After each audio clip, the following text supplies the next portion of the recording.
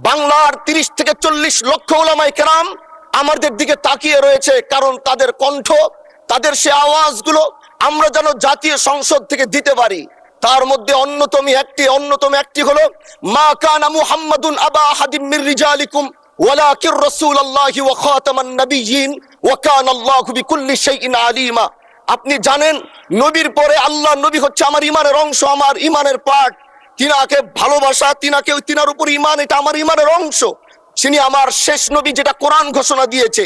নবীও বলেছে আনা খাতামুন নাবিয়্যিন আলা নাবিয়্যা বাদি, আমি শেষ নবী, আমার পরে কোনো নবী আসবে না।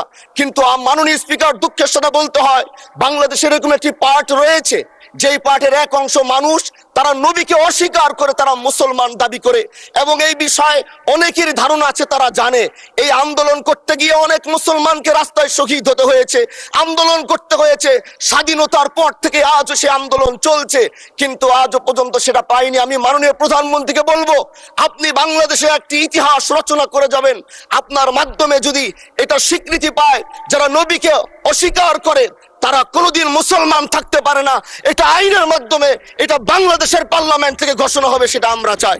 মাননীয় স্পিকার, আরেকটি কথা, আপনি জানেন আমরা আমাদের নবীকে সবচেয়ে বেশি ভালোবাসি, যিনি আখিরি নবী, যাকে বলা হয়েছে ওয়ামা আরসালনাকা ইল্লা রাহমাতাল লিল আলামিন। আমরা বারবার দেখছি কিছুদিন পর পর কারা যেন কিভাবে এসে আল্লাহ নবীর শানে কটূক্তি করে, নবীকে নিয়ে অশ্লীল ভাষায় গালিগালাজ করে, নবীর শানে কটূক্তি করে। এই আন্দোলন, এই সংগ্রাম করতে গিয়ে আপনিও মাননীয় স্পিকার দেখেছেন, রাস্তাঘাটে আন্দোলন করতে গিয়ে কত মানুষ মৃত্যুবরণ করেছে। যদি একবার বাংলাদেশের আইনে, কারণ মুসলমান যদি আমাদের বাংলাদেশের পার্সেন্টেজ অনুযায়ী আমাদের অবশ্যই মুসলমানদের সংখ্যা এই দেশে অনেক বেশি, আমরা তো অন্য কিছু চাচ্ছি না।